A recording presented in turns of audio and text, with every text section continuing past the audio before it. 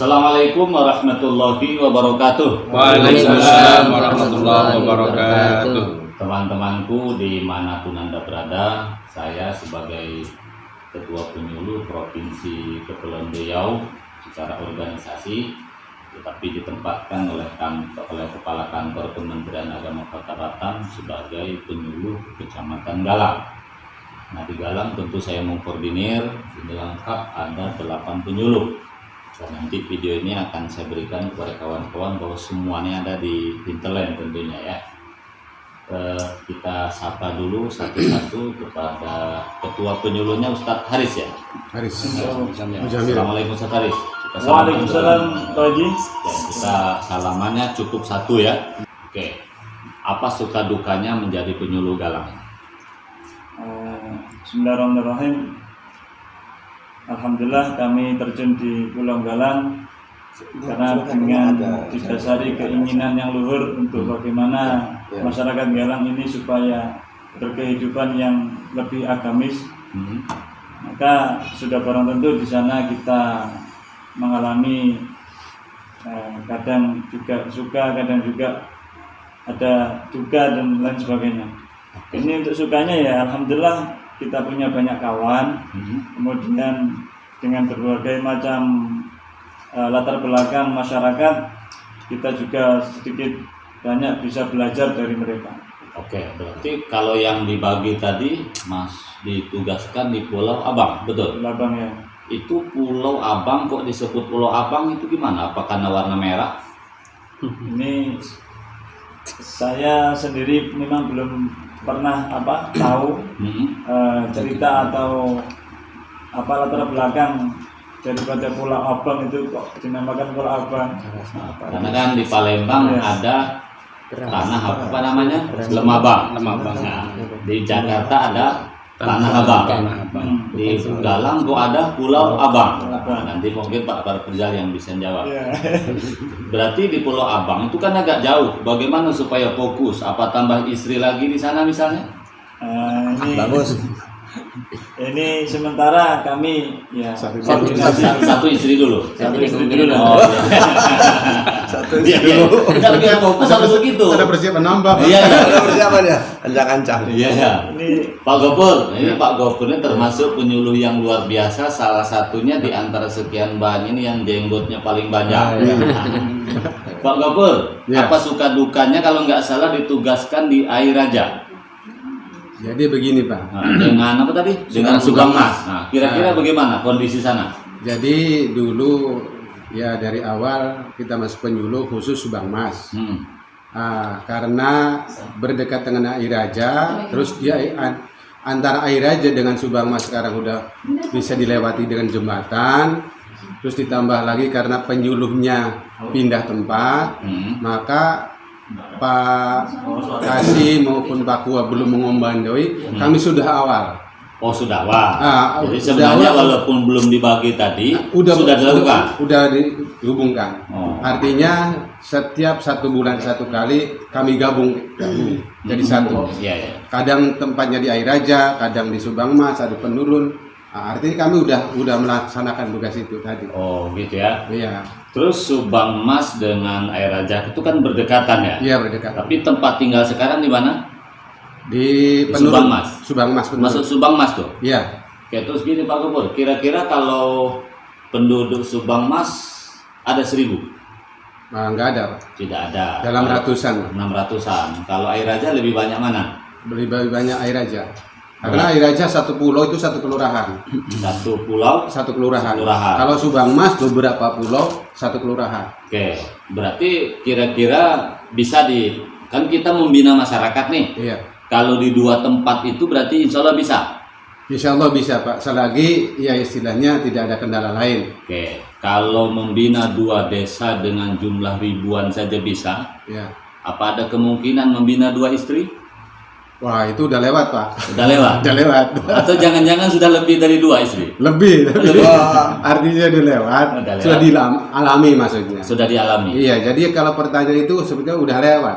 Udah lewat ya? Udah lewat. Iya. Jadi suka dukanya baik masalah dua wilayah maupun dua bini udah lewat. Udah lewat. Udah dialami Dua lewat tuh maksudnya sudah dilaksanakan. sudah dilaksanakan, sudah dirasakan, sudah dinikmati. Sekarang satu apa dua? Sekarang posisinya satu. Oke, kalau boleh bertanya, kira-kira lebih dari satu istri itu ini untuk pelajaran yang lain.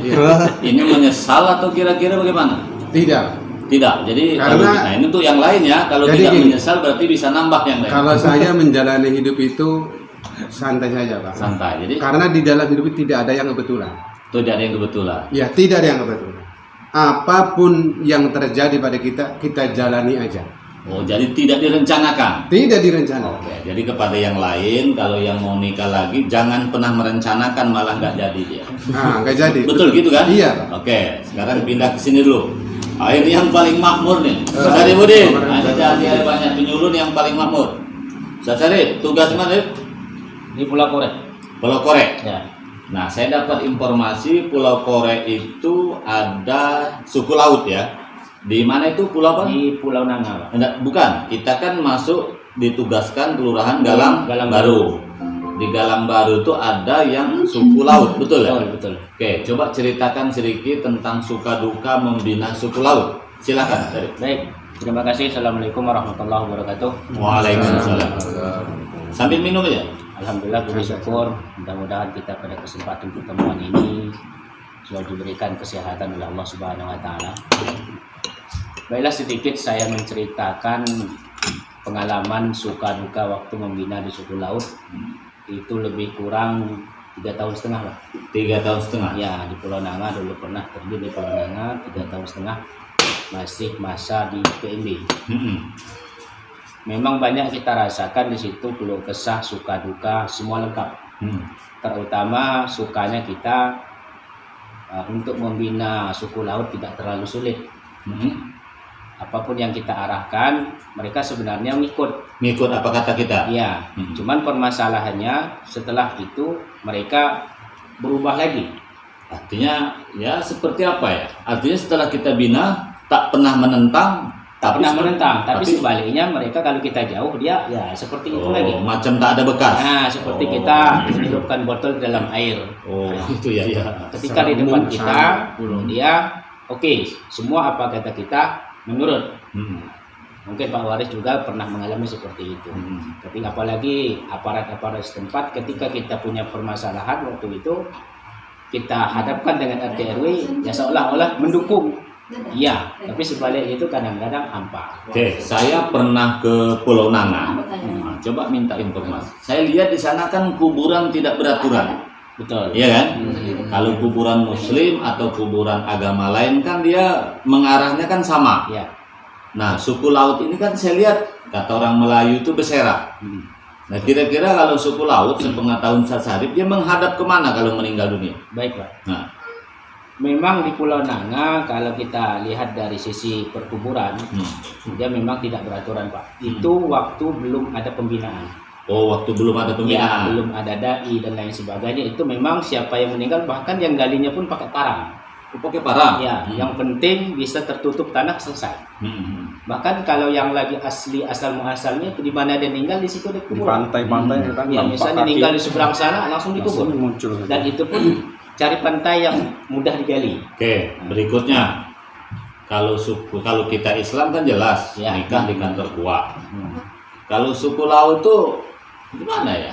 Katanya hidupnya di laut. Itu kalau akad nikah siapa penghulunya? Baik.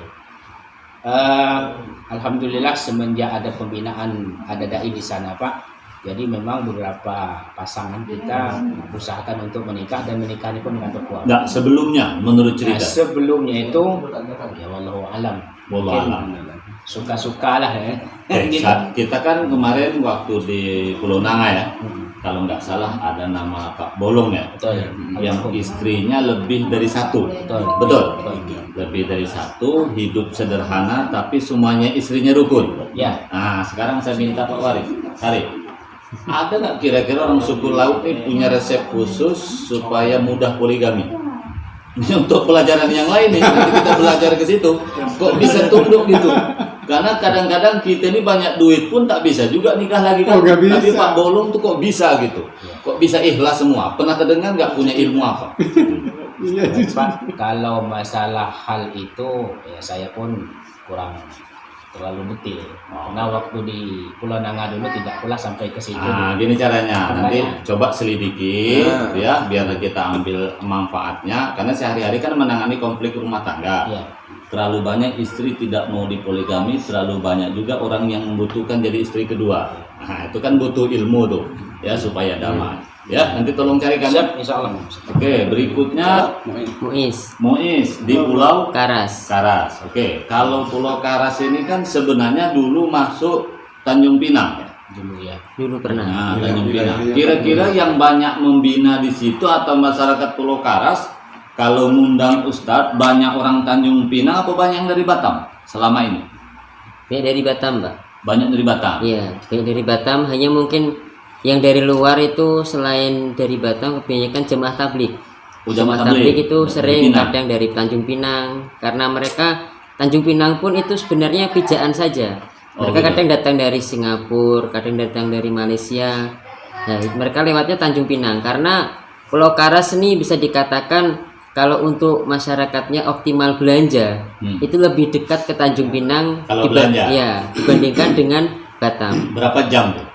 Setengah jam naik kapal sampai langsung di pasar Tanjung Pinang. Oh, kalau ke Batam kan, lama, kan? Nah kalau ke Batam kan kita 20 menit sampai Sembulang, 1 jam naik bus baru sampai ke pasar Batam. Itu pun masih kemana-mana lagi ya. Oke, terus gini Sa, waktu saya dulu ceramah di Karas, ada Pak Lurah ceramah begini, sambutan ya.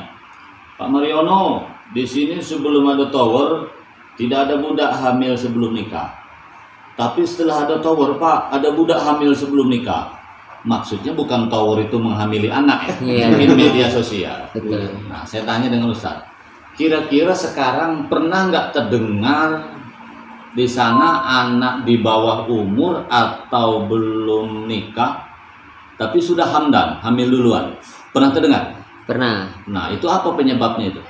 Pergaulan bebas. Pergaulan bebas. Apakah faktor media sosial mempengaruhi? Betul, media sosial. Media sosial ya. Karena di Karas itu saya melihat Pak, ya langsunglah depan mata saya sendiri, saya sering melihat di Karas itu pola hidup mereka tuh luar biasa. Sudah bisa sama dengan dikatakan kota? Malah menyaingi di kota. Oh. Di Karas itu satu keluarga bisa punya kendaraan 3-4 sepeda motor. Walaupun pulau kecil. Pulau kecil. Untuk anak-anak mereka handphone itu sudah kelas canggih-canggih. Jadi saya pernah sewaktu itu melihat handphonenya anak itu baru usia masuk kelas 6 SD. Cuman karena ya alhamdulillah saya sedikit tahu juga tentang IT kan. Bisa melihat di situ aplikasi yang untuk dewasa, untuk anak-anak. Ternyata untuk anak sekelas umur anak 6 SD itu saja sudah mengkoleksi aplikasi seperti itu. Otomatis kan itulah mereka yang menyebabkan, mohon maaf, Hamdan tadi itu. Iya. Oke, terima kasih Pak Marjuk. Nah, ini Pak Marjuknya termasuk penyuluh senior. Iya. Kalau tak salah ya. Udah berapa tahun jadi penyuluh tuh? Saya mungkin semenjak di Sembulang itu awalnya pun saya tidak menyadari didaftarkan sebagai penyuluh. Namanya Pak dulu itu kan. Beda dengan sekarang harus tes dulu ya. Nah, Dulu tes. tidak.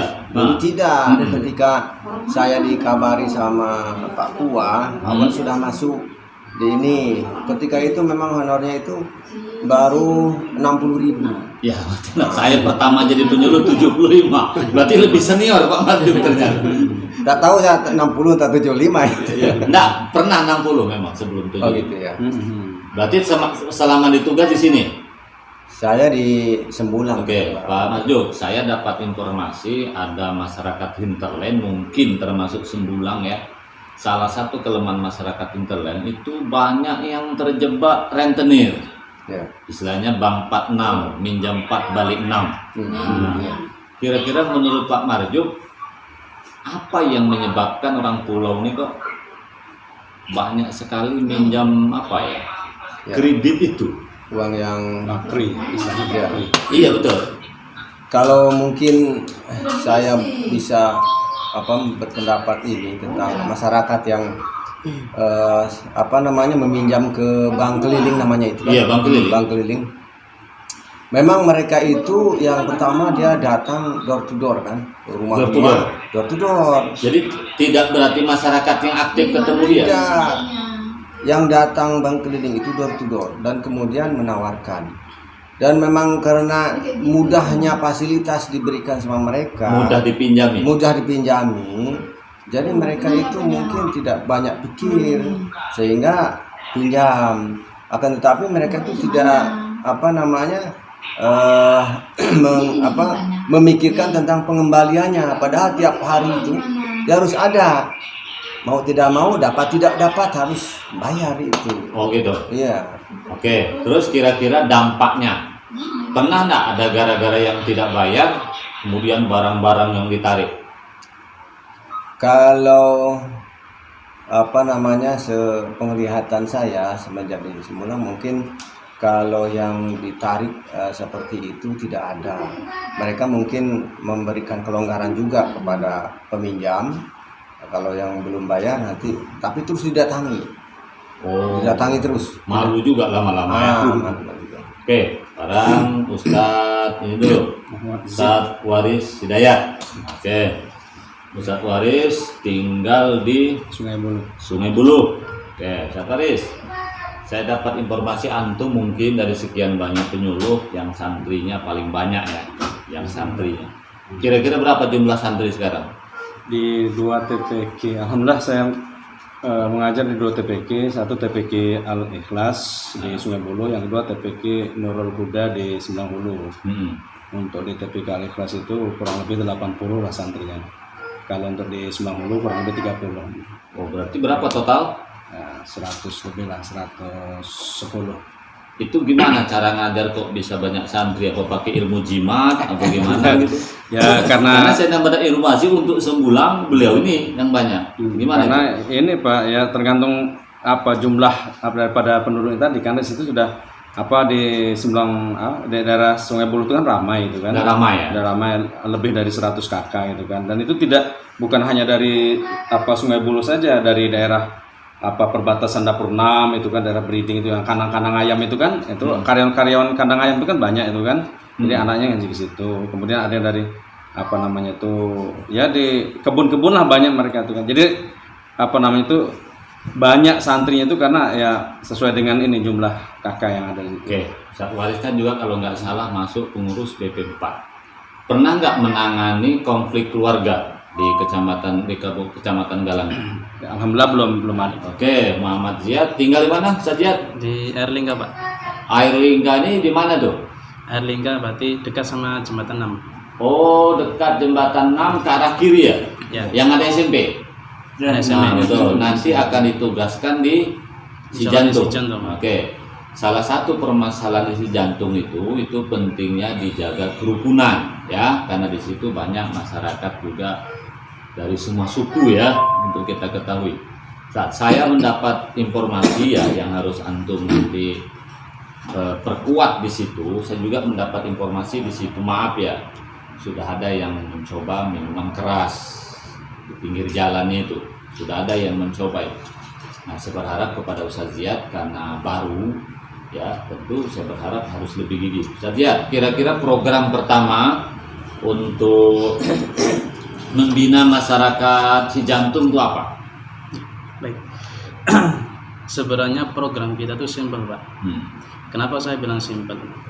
Intisari daripada dakwah, baik itu di penyuluh ataupun orang yang memang berjuang di agama di medan lain, artinya seperti ustadz pendakwah dan sebagainya, tujuannya cuma satu, untuk taqarrub ilallah, supaya kita tuh dekat Allah, supaya kita mengenal Allah. Kenapa? Kadang mohon maaf, kita menengok orang-orang berbuat yang dilarang oleh agama dan sebagainya, karena sejatinya itu sebenarnya dia jauh dengan Allah. Maka tugas kita, kalau kita sudah bisa mendekatkan orang itu dengan Allah, maka insya Allah kita juga bisa. Itu Ya, artinya apa Pak? Teknisnya gimana? Teknisnya gini, berarti kadang ada orang mengatakan yang harus mengajar ilmu akhlak itu yang orang yang punya akhlak. Tapi kalau pendapat saya bukan seperti itu juga Pak. Justru yang mengajar ilmu akhlak itu orang yang punya akhlak, biar dia juga ikut melaksanakan akhlak yang baik itu. Jadi selagi saya masih bisa mengamalkan ilmu saya, walaupun hanya sekedar apa yang saya tahu, tapi tujuan saya bukan karena supaya orang itu dekat dengan Allah, tapi biar saya juga ikut gitu. Artinya saya bisa dekat dengan Allah, dia juga bisa gitu. Oke, antum tinggal di Airlingga ya? Airlingga. Oke. Berarti tinggal di situ juga, dari DSN ya beliau? Ya. Oke. Dari mana asal, Ustaz? Saya dari Tegal, Pak. Oh, ngapa? Ada istri juga? Alhamdulillah ada anak satu Sudah di Airlingga? di Airlingga semua. Oke, masih. Terus terakhir, siapa nama? Aprizal ya? Nama lengkap? Aprizal. Aprizal aja. Ini kalau nggak salah, mau ditempatkan di Cate. Permasalahan di Cate ini, saya mendapat informasi ya dulu, satu masyarakat banyak gitu ya, tetapi masyarakat kurang rajin ke masjid kecuali remaja. Tapi mak-maknya sangat aktif di situ. Kita kan juga sering di situ ya. Nah, coba Pak Aprizal, kira-kira nanti kalau sudah resmi menjadi penyuluh, bagaimana menggerakkan masyarakat di dalam, artinya di Cate, minimal seperti Tanjung Kertang. Sebab nampaknya kehidupan keagamaan lebih lebih hidup di Tanjung Kertang daripada di dalam. Karena tugas Pak Aprizal ini luar biasa nih. Kalau yang lain ini bukan penduduk tempatan, agak beda nih. Kalau beliau ini penduduk tempatan, berarti kerja tuh harus lebih giat karena tanggung jawab bukan sekedar SK, bukan sekedar honor, tapi orang putra daerah. Kira-kira nanti Ustaz, kalau sudah diterima sebagai penyuluh, sebentar lagi insya Allah tak ada masalah. Apa yang akan dilakukan lah untuk menggerakkan masyarakat ini supaya rajin ke masjid? Assalamualaikum warahmatullahi wabarakatuh. Waalaikumsalam. Alhamdulillah Ustaz, kemarin saya untuk di Cate sendiri saya sempat berdiskusi sama, kebetulan kan semenjak Pak Dai Pak Wahid Samsul Wahid meninggal, sekarang sampai sekarang masih kosong. Alhamdulillah anak-anak yang ngaji selama ini saya jadi anak didik beliau diteruskan oleh remaja masjid yang kemarin pas saya bimbing remaja masjid. Nanti dulu Pak Aprizal, berarti setelah Pak Samsul Wahid tidak ada dai lagi yang ditempatkan? Tidak ada. Terus penggeraknya siapa? Penggeraknya Pak Imam, terus saya sendiri. Pak Imam itu dai bukan? Bukan. Pak Jadi Imam orang tempatan? Orang tempatan juga. Apa pekerjaannya selain dai? Nelayan. Selain imam dia nelayan. Kalau bisa sebenarnya DSNI daripada membiayai orang luar gitu ya, toh belum tentu juga kerasan. Orang yang di situ. Ya orang yang di situ Pak Aprizal, selain di SK-kan oleh mana? Oleh penyuluh Kementerian Agama dari DSNI. Kalau DSNI itu misalnya tidak seperti yang lain honornya, ya minimal separuh, biar sama-sama ada ikatan, ada laporan. Oke, lanjut Ustaz. Nah, kebetulan saya ada koordinasi sama Pak Imamnya. Kemarin sudah melakukan kegiatan ngaji rutinan. Ngaji rutinan. Ya, itu baru dihadiri para remaja masjid sama ibu-ibu wirid aja tiap malam Jumat. Nah, kebetulan kemarin saya diskusi sama Pak Imamnya, saya bilang akan berusaha mengadakan pengajian juga untuk bapak-bapaknya juga. Jadi pengajian bapak-bapak, tapi ya, belum dimulai ya? Belum dimulai, makanya itu kemarin saya pernah diskusi sama Pak Imamnya, kita sempatkan waktu paling tidak kalau seumpama remaja masjid dari lepas maghrib kan sampai isya. Nah, entah itu kita gabungkan satu atau setelah isya baru kita adakan. Saya bilang nggak perlu lama, saya bilang cukup dalam 1 minggu itu 1 jam dulu aja. Nah, minimal ada pengetahuan tambahan yang didapatkan oleh bapak-bapak itu, karena kan selama ini kan makanya yang aktif kan emak-emak aja, karena bapak-bapaknya rata-rata ke laut nggak menghiraukan. Nah, kalau untuk TPQ siapa gurunya? Kalau untuk TPQ sekarang belum ada. Nah, itu kan jadi problem ya, belum berarti ada. Kita hanya remaja. Hanya remaja masjid. Sekarang gini aja. Nanti untuk zikir al-hikmah berikutnya di mana? Sekarang. Nah, masa sih gini. Suatu saat coba kita adakan di mana tadi? Cate. Pak Dirham undang, Pak Naman undang, biar mereka nanti berbisik dengan teman-teman DSNI. Karena teman-teman DSNI orang kita semua sebenarnya. Nah, kalaupun toh mereka tidak menugaskan antum sebagai guru TPQ atau apapun namanya, tapi harus ada orang yang ditunjuk oleh kesepakatan kita Kementerian Agama, mungkin DSNI bantu misalnya belikan ikro apa segala macam. Jangan sampai tidak ada sama sekali. Memang 2 minggu yang lalu Ustaz Haris, ada emak-emak dari Catet itu nelfon saya, itu kan, tolong segera kirim dai. Rupanya betul kata beliau, tidak ada guru TPQ. Nyata juga sama. Nah sekarang siapa? Karena nampaknya untuk Galang memang ketergantungan dari luar, kan berbeda dengan Bulang ya. Oleh karena itu ya coba kapan ada lagi rapat DSNI yang ada di sini, kita coba rame-rame sampaikan. Kalau maksud saya zikir hikmah perlu diadakan supaya sama-sama membantu gitu ya. Oke, terakhir Pak Prizal. Kalau di Catenya itu sendiri masjid berapa total? Kalau nggak salah ada 6, betul? Di Kelurahan Cate. Di Kelurahan Cate banyak. Cate. Terus sebelum masuk Cate, Jalan Cate, Tanjung Kertang, Simpang Kelengking, Tanjung Kelengking. yang masjid kuning ini masuk mana nih? Cate. Melayu. Terus Melayu Cate sampai Monggak Pasir Panjang. 12 masjid. 12 masjid. Yang saya datang Makanya saya bilang, paling banyak. Cate 2 orang tuh memang luar biasa. Berarti yang paling banyak masjid Sembulang dengan Cate ya. Karena Sembulang ini luas juga sampai Tanjung Banon, Pak juga ya. Oke, jadi betul lah pembagian tadi pas sebenarnya Pak Waris berada di 2 tempat itu betul ya, karena memang jumlahnya memang luar biasa banyaknya. Jadi 2 desa oleh 3 penyuluh tadi pembagian kan, betul kan? Cate dengan Sembulang penyuluhnya 3. Nanti gini Pak Ustadz Rizal, kita bagi tugas saja. Yang bagian ke dalam itu Pak Rizal, itu kan? Yang Pak Waris yang bagian luar saja, yang bagian pinggir jalan, ya. Tetapi itu dalam pelaporan. Jadi saya kira itu karena sudah waktu zuhur di sekitar 30 menit. Nanti hasil video ini kita bagikan kepada teman-teman penyuluh di kota. Kalau bisa memang sesuai kesepakatan kita adakan kegiatan, kita undang juga penyuluh kota itu ke tempat kita. Siapa yang mau? Itu ya, penyuluh kota itu kan banyak juga yang paten-paten itu. Berikan ceramah segala macam. Insya Allah tak perlu amplop tuh. Yang penting balik bawa ikan aja. Itu aja saya kira. Terima kasih Pak Aris, selaku ketua penyuluh. Habis pembinaan kita bisa bincang bersama. Saya doakan mudah-mudahan semua penyuluh tetap sehat, panjang umur, kalau banyak rezeki, jangan lupa dulukan haji bukan poligami.